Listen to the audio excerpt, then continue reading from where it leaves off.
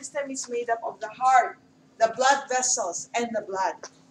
So we're going to talk about the blood first. So you see, the cardiovascular is for circulation. So you have the heart, you have the blood vessels, and the blood.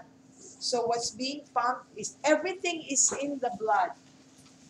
So when we talk about blood, first of all, very important for us to remember that uh, it is a fluid connective tissue. And this, you need to remember this. It is thicker. It's more viscous than water. It flows more slowly than water. So that's why, those people who do the blood doping, are you familiar with that term, blood doping, where the athletes, they have their blood drawn, stored on the day of the actual event, they reinfuse their blood? That's dangerous because it will make the blood even thicker.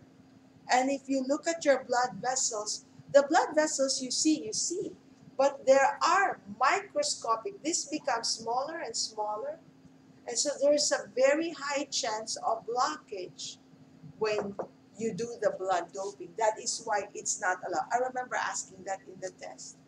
I don't know if I asked it for 175 or 2, but just in case I ask you, why is blood doping dangerous? Why is it not advised? It's because you start with the thick connective tissue, and blood is thicker than water, and you will add extra volume there. So here is the composition of blood. The blood is made up of, it's a fluid connective tissue. It's made up of plasma and formed elements. The word formed elements refers to the cells that you find in the blood because they have a form. The plasma is fluid. So all the cells in the blood is called or make up the formed elements. They don't use the word cells because platelets are not actual cells. So I think that's why the general term is called formed elements. So let's look at the plasma first. Don't forget serum versus plasma. So serum is plasma that has clotted. Okay. You know when you draw the blood and you let it sit for a while, the plasma is usually milky, and then you let it sit for a while, the fluid becomes clear. You call that serum now. The serum has been freed. It's no longer, it doesn't contain clotting proteins anymore. It has clotted. Okay? So, again, what's the difference? Serum is clotted blood or clotted plasma. So, the main component of plasma, the most abundant component is water. Water is the ideal transport medium, but anything that's not easily dissolved in water will have a problem being circulated. Mainly, what's not soluble in water? Mainly, huh? Yes, fat. So that's why we always have to worry, right? Saturated, unsaturated, the good fat, the bad fat. You always think what? Because blood is mainly water. Okay? So it will easily separate. In addition, the next abundant component of plasma are your proteins. And I want you to remember these three proteins. The most abundant is albumin. Next to albumin, write blood pressure. It's the one that maintains your blood pressure. It exerts an osmotic effect, and so it keeps the water inside your blood vessels. You know that your cardiovascular system is a closed circuit. So the pressure generated by your heart to pump the blood depends on blood volume. And the protein, the albumin, is the key to keeping the water inside your blood vessels. Have you heard of the term ascites or edema? You know this, right? Edema, right? Or ascites. So, protein, a lot of protein is made by your liver. All the proteins that we need, it's made by the liver and then it's released. We're going to study how that happens when you take up the digestive system. But people with liver failure, like the alcoholics, right? So what happens is the protein making capacity is compromised.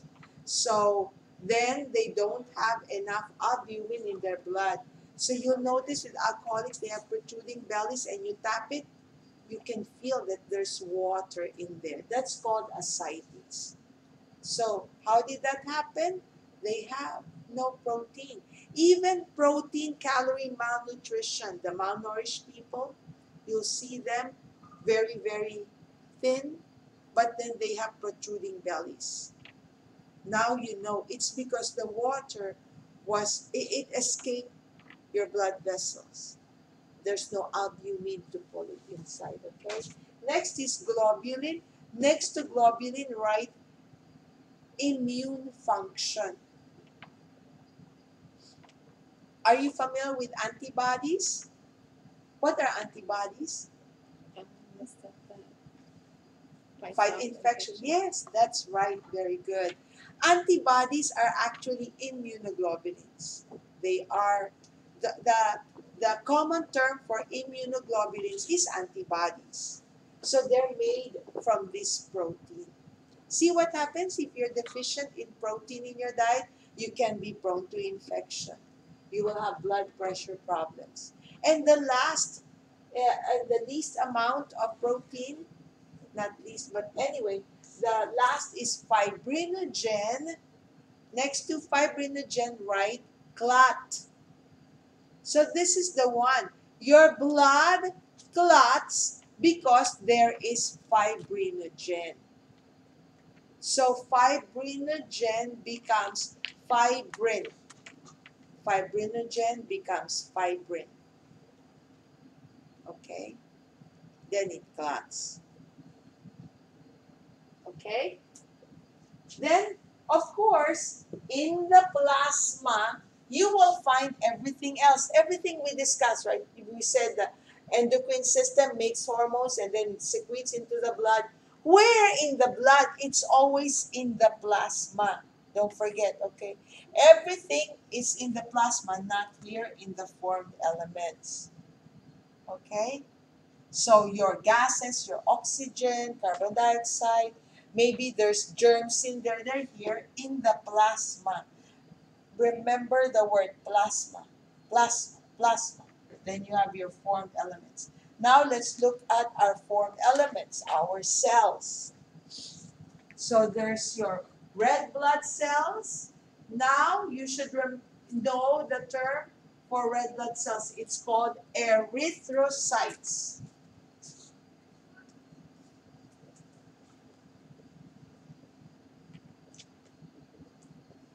Erythema, redness. The white blood cells are called leuco for white, leukocytes. And the platelets are called thrombocytes.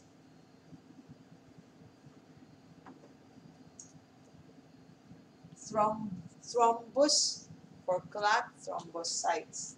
Okay? You know, what's the function of your, in general? You know the function of your red blood cells, the erythrocytes? Yes, gases. Very good. About leukocytes? Your white blood infection, yes. And this one for the platelets. These are your plate for blood clotting. So look at the count. You have millions. You have 4 to 6 million red blood cells. Your platelets, 250 to 400,000. Why is it that your white blood cells are only not even 10,000? When it's supposed to help you fight infection, why is your white blood cell, and this is a normal white blood cell count, why is it low?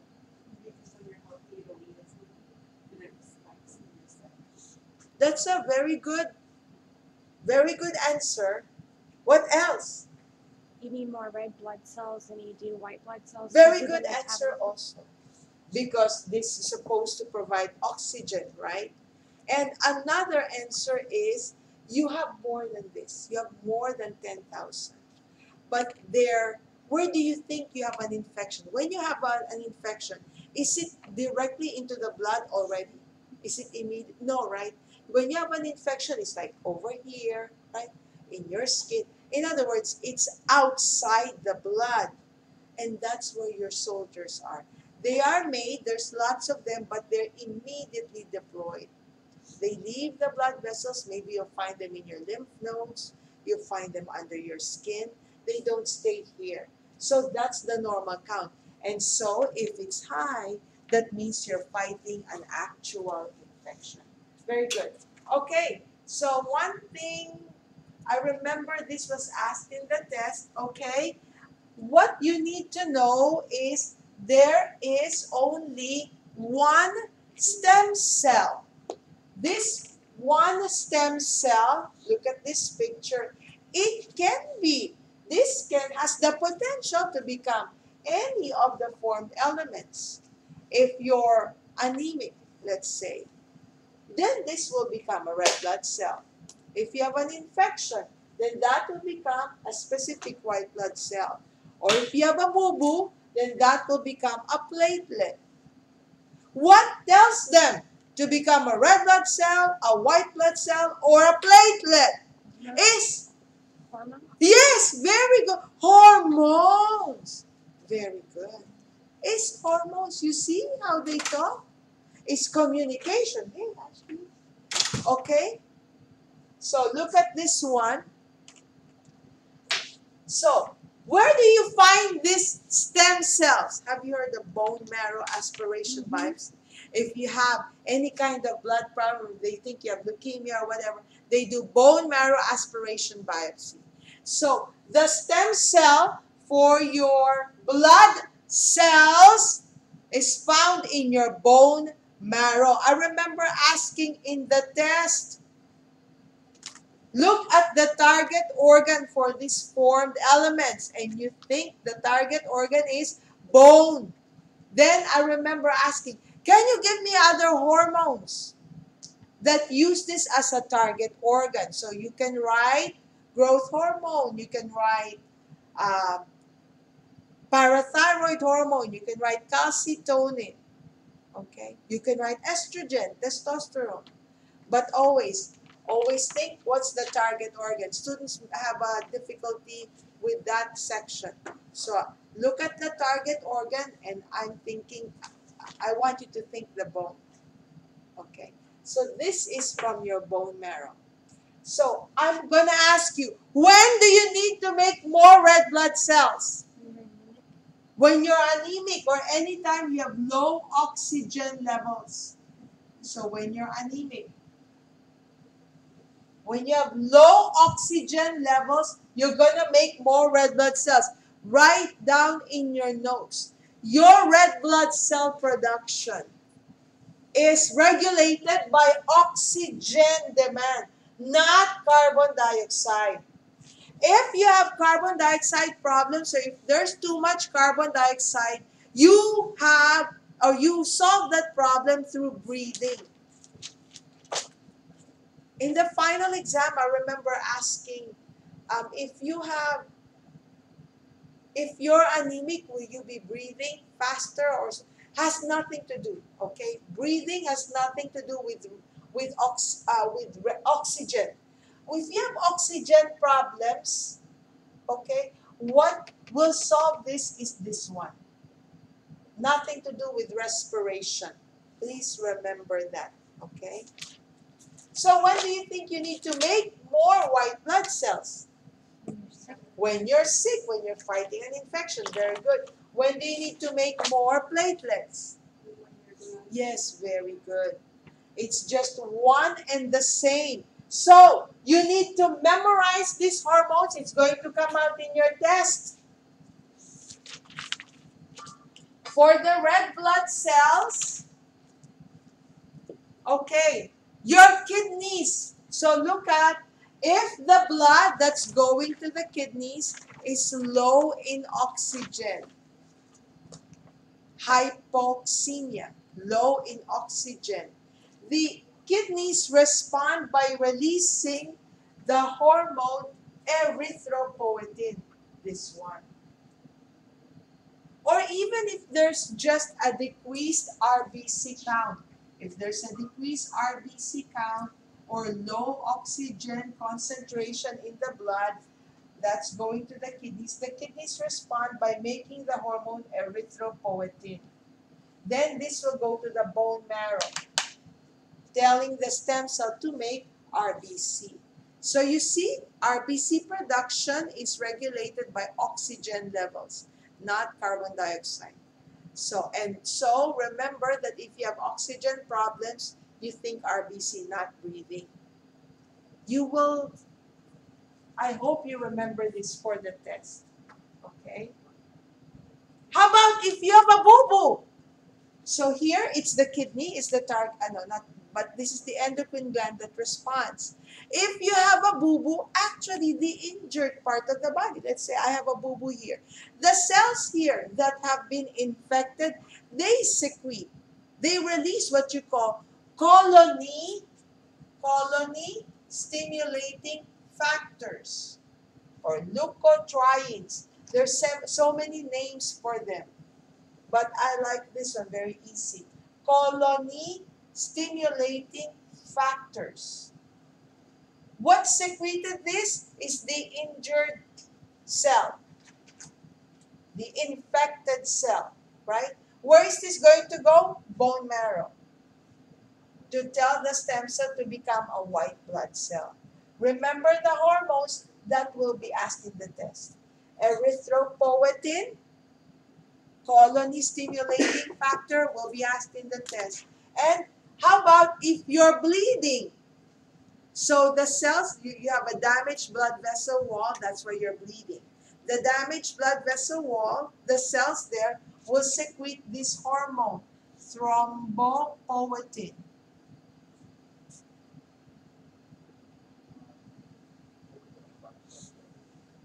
Which will again go to your bone marrow. At that point, the stem cell will become thrombocyte or platelet. Highlight or put a star on those three hormones that will be asked in your test. Erythropoietin, colony stimulating factor, and thrombopoietin. Okay?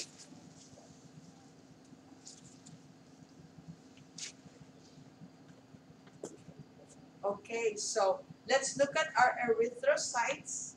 We know that it's for transport of your oxygen and your carbon dioxide. Look at how erythrocytes or red blood cells are formed. You need to know a few properties of red blood cells. So in the beginning, they have a nucleus, see? But have you heard of the protein hemoglobin? Hemoglobin is the actual protein that binds your oxygen. So look at, while this erythrocyte, so there's the stem cell, then it's going to become an erythrocyte, a red blood cell. So in the process of becoming an erythrocyte, it loses every organelle and even the nucleus. It loses everything. As it's becoming a mature erythrocyte, what this cell is busy doing is it's filling it with hemoglobin. Hemoglobin.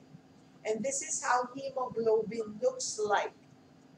So red blood cells are easy to identify under the microscope because they're naked. These are the characteristics of red blood cells. Look at, it's anucleate. It has no nucleus. It has no organelles at all. It can't divide, right? So it relies on your stem cells to keep making more red blood cells. But the red blood cells we have, they can't divide anymore. They have no centrioles. And they have no mitochondria. Very important for you to appreciate that God made our red blood cells to be without mitochondria. Because their job is to deliver, what did you say? To deliver oxygen to your body cells, right? And oxygen is the key to metabolism. Do you remember that? Your your mitochondria, remember the glucose goes to the mitochondria and oxygen is necessary. Can you imagine? I always use the example of Winnie the Pooh. Winnie the Pooh, remember, he loves honey. And there was one episode where he was going to give honey to his friends. But on his way to his friend, he kept on eating the honey. When he got to, no more honey. That's the same thing here. Can you imagine if God made our RBCs with a mitochondria? It will end up using the oxygen for its own. So it will not be tempted. It has nothing. All it has is hemoglobin. And this is how hemoglobin looks like right here. Okay? It's a protein. It's made up of four globin proteins with a central heme unit right here. This is the pigmented part. And right at the center of the heme protein, what do you see? Iron. Iron! Very good. The oxygen actually binds to the iron of the hemoglobin. That's why if you're deficient in iron, you will become anemic. You will have problems delivering oxygen because even though you're breathing normally, you cannot. The oxygen binds to the iron of your hemoglobin protein. You understand? Okay? That's why we need iron. You cannot make your hemoglobin without iron. So I want you to know these two terms, oxyhemoglobin and deoxyhemoglobin. You know the difference? What's oxyhemoglobin? Yes, very good. But and once it's unloaded or delivered the oxygen to your tissue cells, it becomes deoxyhemoglobin. Okay? So you notice that each hemoglobin protein has four iron binding, right? Four heme proteins make up one hemoglobin. So it's able to bind four oxygen molecules per hemoglobin protein. They say that one red blood cells contains at least 250 million hemoglobin proteins. So one red blood cell transports 1 billion oxygen proteins each time. Okay, I want you to remember this one before I forget because this is very important for you to remember. When we say deoxyhemoglobin, that means only one oxygen is being transported, delivered to the rest of the body. So, this hemoglobin is 100% saturated. When it has unloaded one oxygen, it's still 75% saturated. And this is the case in systemic circulation. So every time the RBC is unloading oxygen to the rest of the body, it's just unloading one. It's still 75% saturated. You understand? That is not the case with the heart. With the heart, each round trip, so the coronary circulation, the RBC is unloading actually 1 to 3 oxygen molecules to the heart. The heart has a very high demand for oxygen. This is why now it makes sense, right? If you've ever worked in the ER and you do pulse ox, anytime that O2 sat goes down below 90, immediately an oxygen cannula, right? And what else do? They do EKG, don't they? Because they worry about the heart. I'm going to ask you that in your test. Okay? You know the difference. It's called coronary circulation and systemic circulation. So the circulation or the blood supply to the heart, how many oxygen molecules unloaded each time? 3. For the rest, 1. Actually, your hemoglobin can bind both oxygen and carbon dioxide at the same time. At the same time. Because the oxygen binds to iron and the carbon dioxide, which is a normal waste product, it binds to the amino group right here. So that's why it's called carbamino hemoglobin. This is normal. This is the carbon dioxide, which is a normal waste product. Remember, you have to breathe it out, right?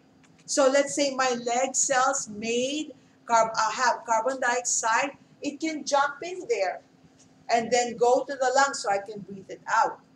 Okay? You heard of carbon monoxide, right? People can die from carbon monoxide poisoning. Why? Because carbon monoxide actually binds to the same iron. So, and it is 20 times more, has a stronger affinity to iron, 20 times than oxygen. So if you have carbon, and this is how it looks like. Carbon dioxide is CO2. This is normal, this is not normal. So if you have this and this in your blood at the same time, this will bump that off. This will bind, has a stronger affinity. So you're not going to be able to transport oxygen. And what is the first one that will suffer the most? Heart. The heart will stop beating, you die. You understand? That's why carbon monoxide poisoning is deadly. Okay? It has a stronger affinity. When it's bound, what happened to oxygen? Are you able to deliver it? No. Okay? So you know the difference. Yes. So CO2 doesn't bind to the iron? No, it binds to the amino group. Okay? What binds to the iron is CO, carbon monoxide. And you call that carboxy.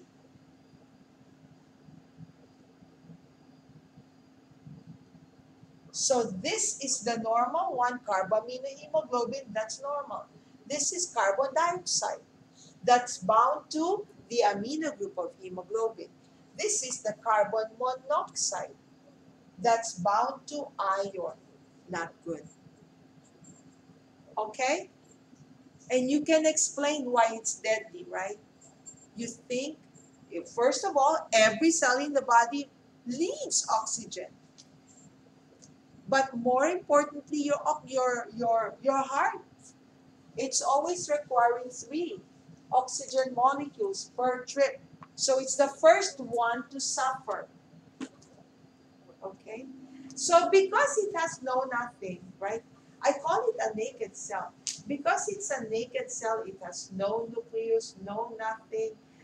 And as it travels, the capillary, which is the smallest blood vessel, has a smaller opening, is smaller than the smallest RBC.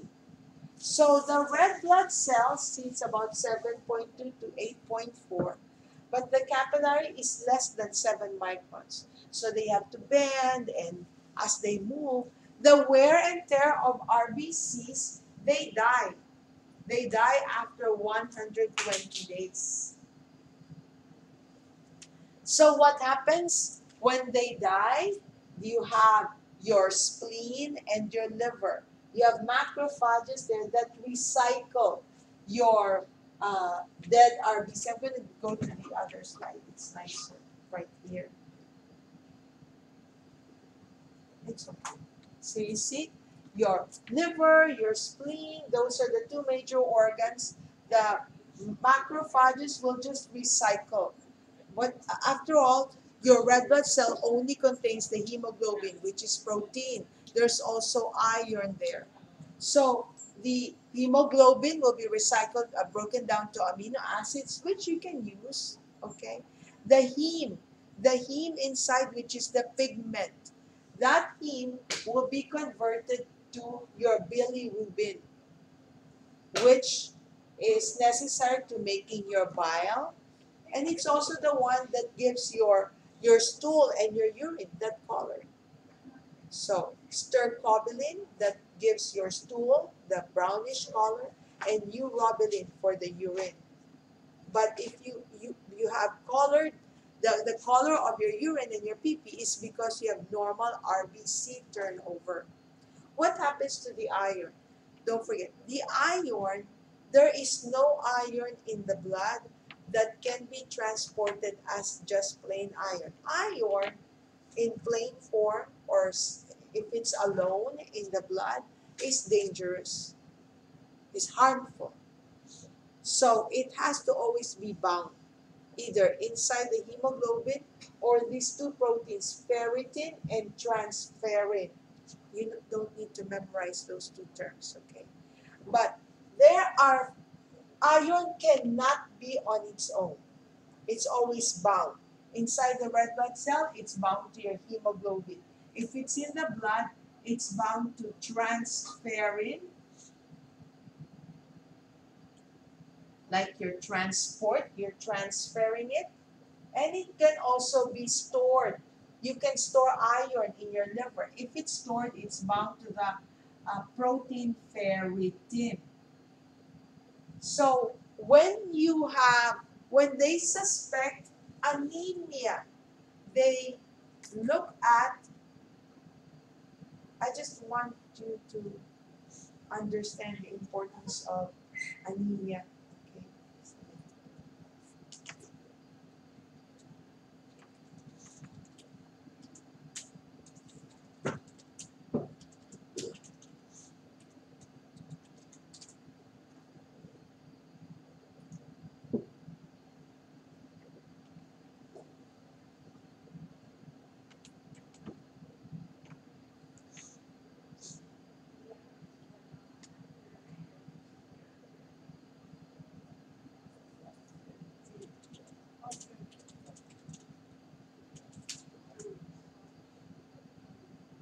Right here. Look at this one.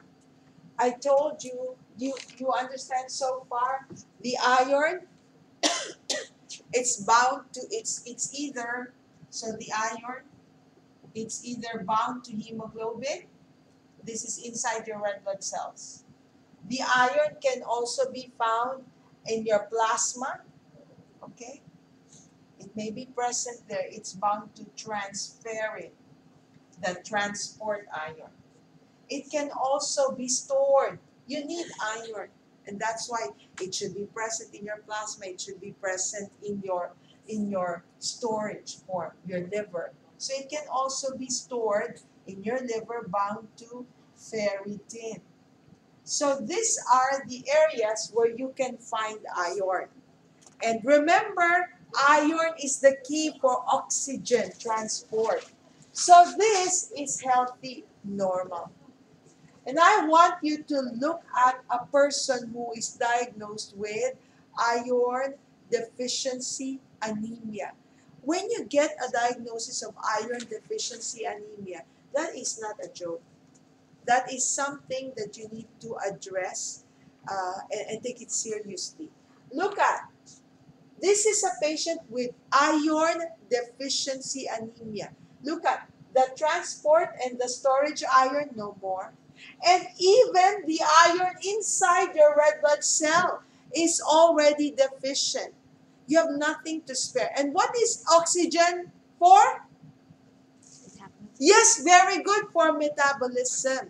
And that's why patients with iron deficiency anemia, they're tired. They can't participate in sports. Even thinking, maybe they're not going to do well in their school. They're not, their performance is good. Doesn't the brain need oxygen for metabolism? So this is dangerous. Well, can you die with iron deficiency? Yes, you can, right? So this is what you're going to explain to your patients. You say, iron is where oxygen binds. You find iron in the body, inside your red blood cell. You find it being transported in your plasma. You also find it being stored in your liver. When you get this diagnosis, the one that's in the plasma, the one that's in your storage shed is gone. And the one in the RBC is already deficient. And that's why they have those symptoms. And you need to take that seriously. Okay? The one thing important for for RBC activity or the life of RBC in your diet, right? You need to absorb the iron. It requires iron, B12, vitamin B12, and folic acid. These two vitamins, your B vitamins, isn't that referred to as your metabolism vitamins? The B12 and the folic acid, they are very important for the maturation process of your RBC. You know that your bone marrow makes your RBC. Remember this slide over here? We were looking at how red blood cells are formed from that stem cell. This process of forming the red blood cells needs folic acid and vitamin B12. A simple glass, 1 glass of orange juice a day, provides enough of the folic acid that we need for this proper RBC maturation. Okay? So, a few terms you need to know for RBC anemia.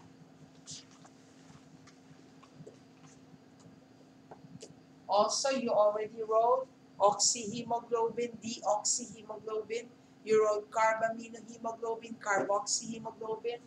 Right, polycythemia.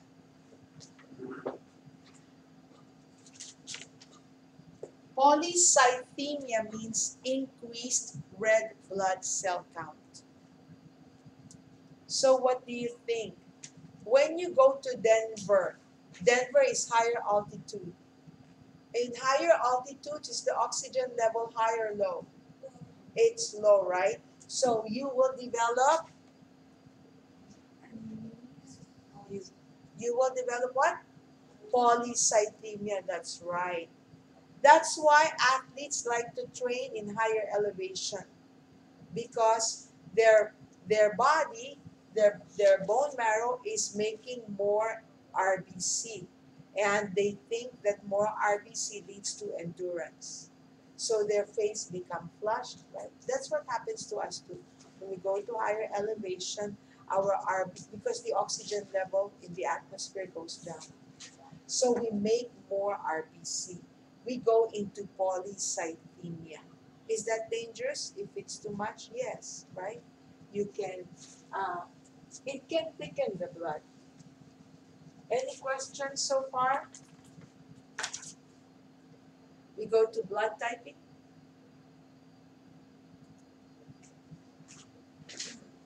Very important to understand blood typing.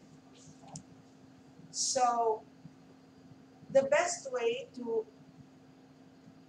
understand blood typing is, first of all, you need to know, remember the blood, that there are two parts, right? The cell and the plasma. And you know antigen, antibody?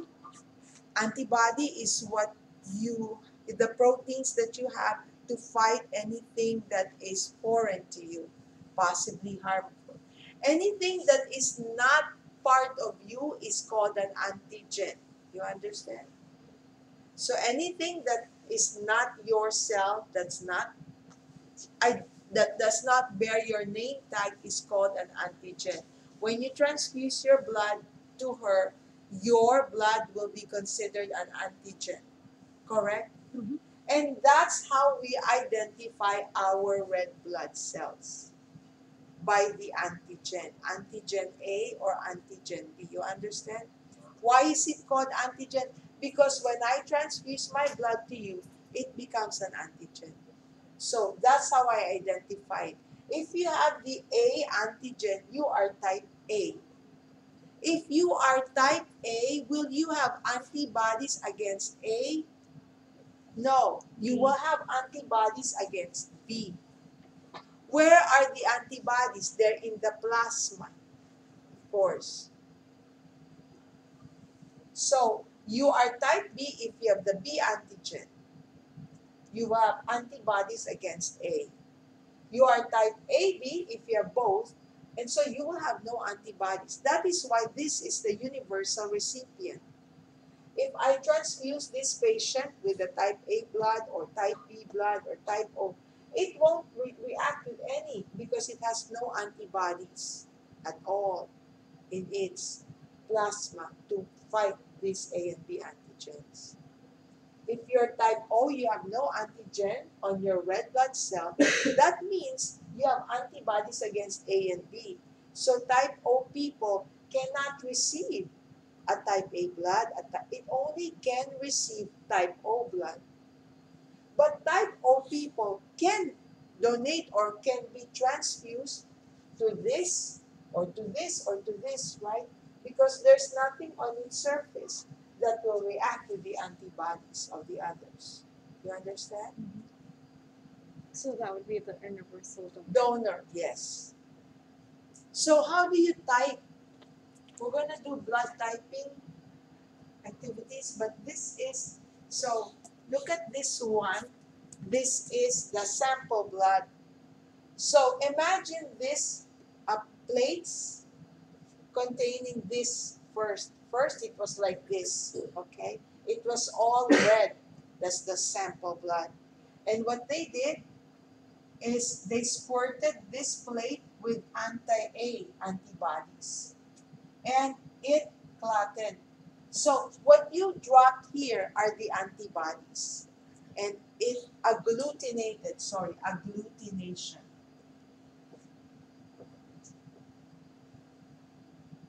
Or clumping. So it clumped. The cells clumped. Why did it clump? Because this blood contains the A antigen. If this blood contains the A antigen and I drop anti-A, it clumped. That means you are type A. Then I drop antibody B, it didn't clump. So you're just only type A. You understand? Mhm. And the same thing here. I put anti-A, no clumping. So this blood, this individual has no A antigen. Then I put anti-B, clump. So this individual is type B. For this one, I put I put anti-A antibody, clumping, same thing here. So she is type AB. Here, no clumping at all. So this patient is type O. This part right here is the RH. It used to be RH was such a big thing, but now no more. RH problems only come into play when you're pregnant. 85% of the population of the whole world is RH positive. So there's just that 15% who's RH negative. I don't even include this in the test because it's no longer a big deal. So what happens with RH people is right here. If you're RH negative and you have an RH positive baby, you think that if you're RH negative, it's automatic that you will have antibodies against RH. That's not the case. But when you're exposed to an RH, so there's the mother and there's the baby. When this baby is born, there's a rupture of the placenta. All of a sudden, there'll be a mixing of RH with the positive with the negative with the mother. That's when the mother starts making antibodies against RH. So it's the future pregnancy that can possibly be affected. So if you carry another RH positive, this time you now have antibodies. The baby can be born with erythroblastosis fetalis, so just severe hemorrhage. And so to prevent that, it's very easy now. At the time of delivery, the mother is injected with RhoGAM. And so that RhoGAM coats the RH negative blood of the mother so that even though there's rupture during birth, it doesn't see the RH of the baby. So no problem, very easy now, very easily address. So for you, I want you to know the AB blood typing. And when you give mismatched blood, this one clumps. It's called agglutination. Don't forget, because that's different from coagulation. Agglutination is clumping. Coagulation is clotting, blood clot. And that's what happens if you have a boo-boo. It stops, it clotted. Coagulation. This clumping, agglutination. Okay? Any questions on blood typing? Now we go to our erythrocytes your leukocytes or your white blood cells.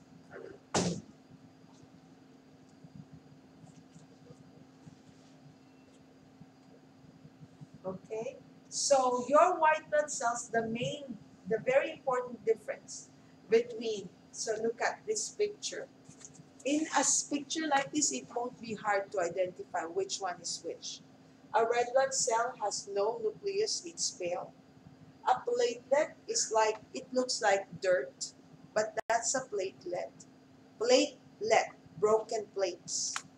And any cell that has a nucleus is the white blood cell or the leukocyte. Okay? That's the white blood cell. And we know that leukocytes in general fight infection. By the way, so leukocytes, all leukocytes have a nucleus. Remember, a nucleus, just one nucleus. This one looks like it has four, but that's just actually one. One. All leukocytes have only one nucleus each. But the nucleus is segmented or constricted, and that's how you're able to identify one from the other. So neutrophils are polymorphs. They have constrictions in several areas. And also the staining. Neutral staining, that's why it's called neutrophils.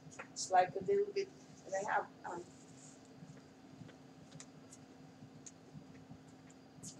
right here. So use this for your drawing, and I'm going to ask you to identify, look for under the microscope for this white blood cell. Look at this eosinophil. Just remember the letter E like this. So it's like a dumbbell or a telephone. It has two lobes it's bilobe is what it's called. And very distinct is the red granules, AO, red. That's an eosinophil.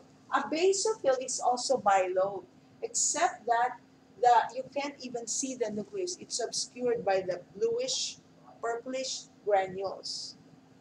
A monocyte is a big one, nucleus.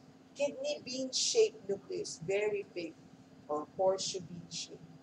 And then your lymphocyte is almost as big as a red blood cell, but very unique to lymphocytes is the nucleus occupies almost all of the cell.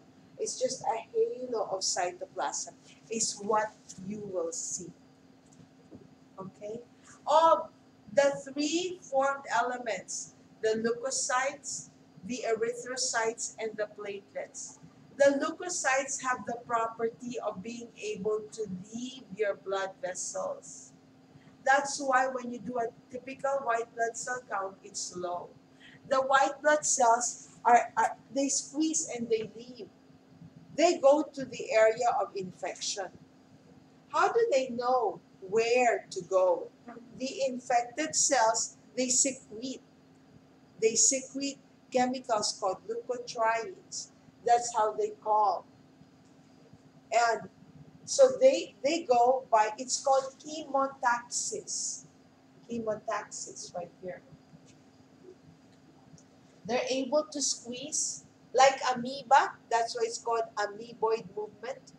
And they move by chemotaxis, meaning they're attracted to the chemicals secreted by the injured part or the infected part of the body, that's where they go.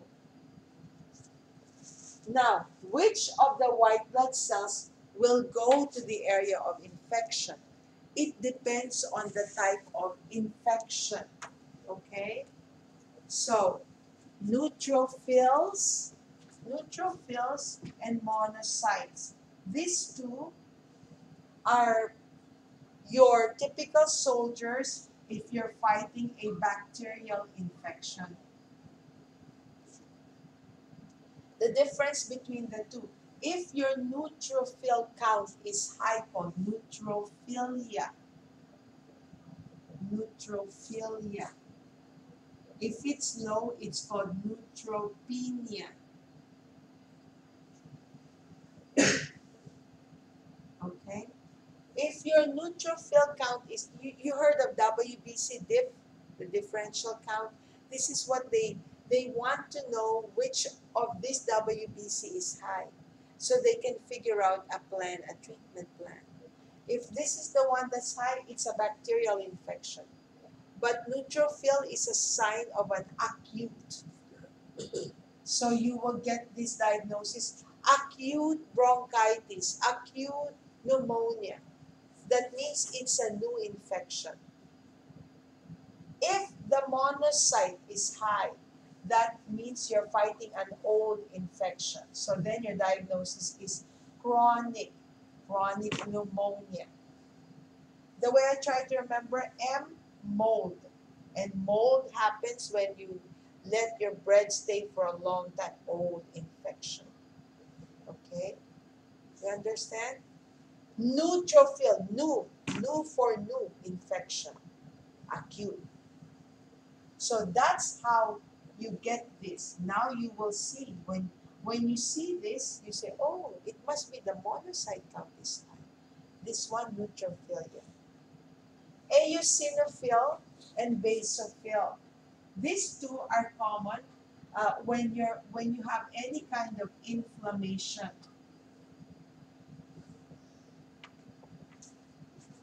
Allergy, infection. Oh, sorry, parasite. Infection is the same. Parasite.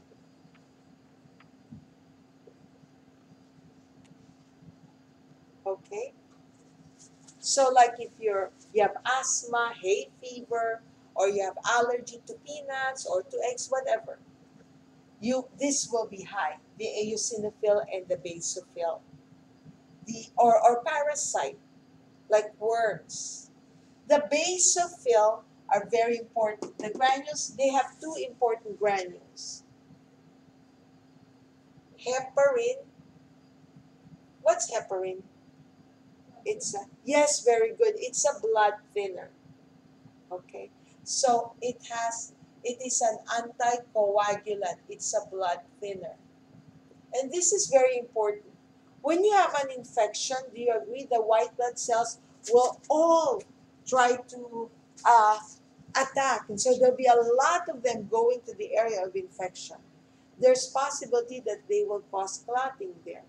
To prevent that from happening, the basophil secretes this, which is an anticoagulant, blood thinning. Okay? And then there's another one that's being secreted by your basophil, histamine, that promotes inflammation actually. Okay? And that's why when you have a boo-boo, there's swelling. And that inflammation is helpful. It attracts your white blood cells to go there to fight the infection. Lastly, your lymphocytes. If your lymphocytes are high, your problem is fungal infection or virus. Then you get the diagnosis. You have viral pneumonia, viral whatever. You understand? That's how I want you to study your leukocytes. So if you have high white blood cell count, it's called leukocytosis. This is normal. When you're fighting an infection, you develop leukocytosis. If it's low, it's called leukopenia. Low. There's another one called leukemia. This is cancer of your white blood cells, cancer. You may wonder, or I remember asking in the test, how come people who have leukemia, there's a very, very high white blood cell count. The white blood cell count is high. That's cancer, right? Increased cell division. But how come they're very prone to infection? The reason is, even though their white blood cell count is high, these white blood cells are abnormal. They're not able to fight infection. So people with leukemia, they die from overwhelming infection. You understand? I will ask you that in the test. Have you ever heard of anyone who has cancer of the red blood cells? You ever heard of anyone? No. Why? Why? They do not divide very good. No centrioles. Okay? So you will not ever have cancer of your red blood cells. You will only have cancer of your white blood leukemia. That's the only cancer of the blood that you will encounter. How about platelets? You cannot have cancer of the platelets. That's our next. Why can't you have cancer of the platelets? Because platelets are just cell fragments. See? Platelets, tiny little plates. Does this have a nucleus? No. So it cannot. There's no possibility for division. I will ask you that in the test. Why is cancer of the red blood cells not likely? Or this one too. Only this one. Think centrioles. They can divide. This one cannot. This one cannot. Okay? So the platelets, this is the last part of this chapter. And when you talk about platelets, they don't forget, they're also called thrombocytes. Their function is for clotting. So, hemostasis, the stoppage of bleeding. When you have a boo-boo, three things happen. So first, the irritated blood vessel. See, when you have a cut, the blood vessel gets irritated and it starts contracting. The blood vessel is muscle, right? When it gets irritated, it contracts. And that contraction is called spasm. It goes into spasm. And that is very important because when it contracts like that, don't you think that it decreases the diameter or the area to control the blood loss, right? Okay, you understand? At the same time, that spasm promotes, see, when there's a cut, you see when there's a cut, look at, there's fibers here. The fibers are now exposed, right? So the fibers, the collagen fibers that make up the blood vessel wall, they're like split ends. The strands are exposed. In the meantime, there's a platelet here that's flowing in the blood. When they get tripped by the collagen, because there's an injury, the platelet changes shape. So the normal shape of the platelet is like this. See? Very nice round shape of platelets. But when there's an exposed blood collagen fiber from the injured vessel wall, the platelet gets stripped and the platelet will change shape. It will develop spikiness. See?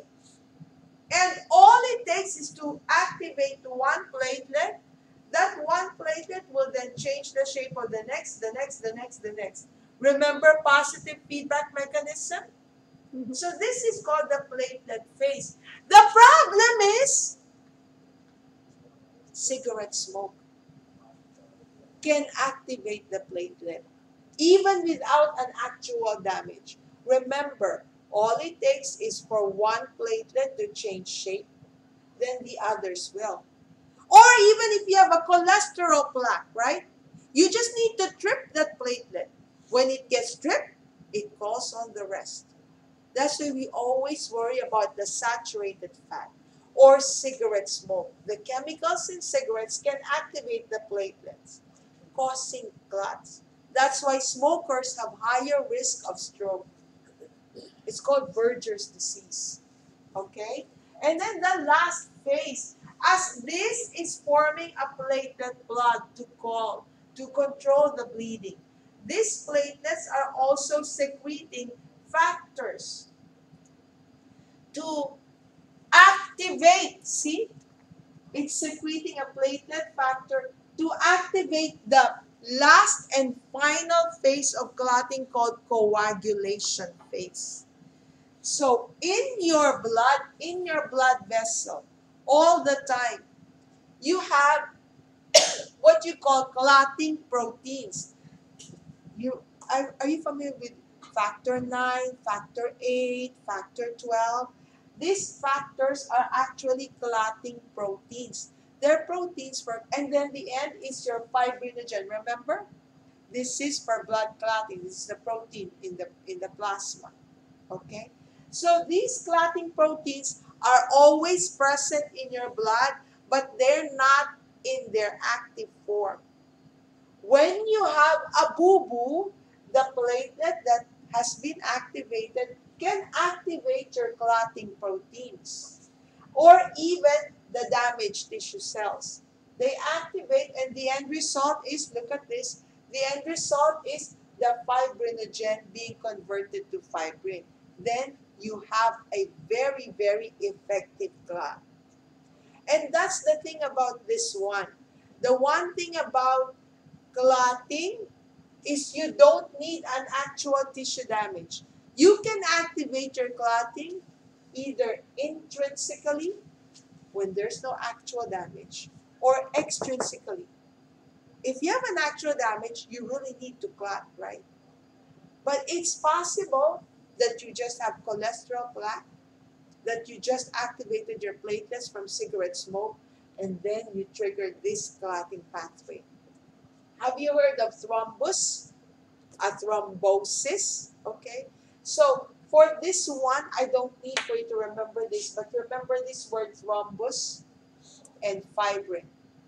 So, this is your plasma always have this fibrinogen, this prothrombin, and these factors all the time. They're the inactive form.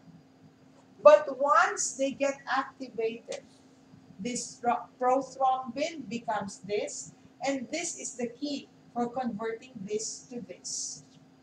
And you have a clot. And so imagine the cigarette chemicals in the body. Besides, it also has cyanide. Imagine all of those chemicals circulating. And so with cigarette smoke, that's why it's so dangerous. It's all over. It's from head to toe. You will have many, many small clots all over.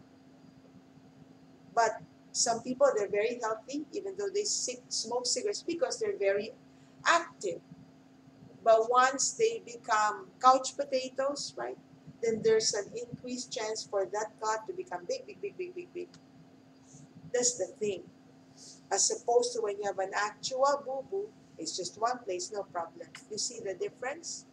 Okay? So on Monday, we're going to look at slides, blood slides. Okay? And we're going to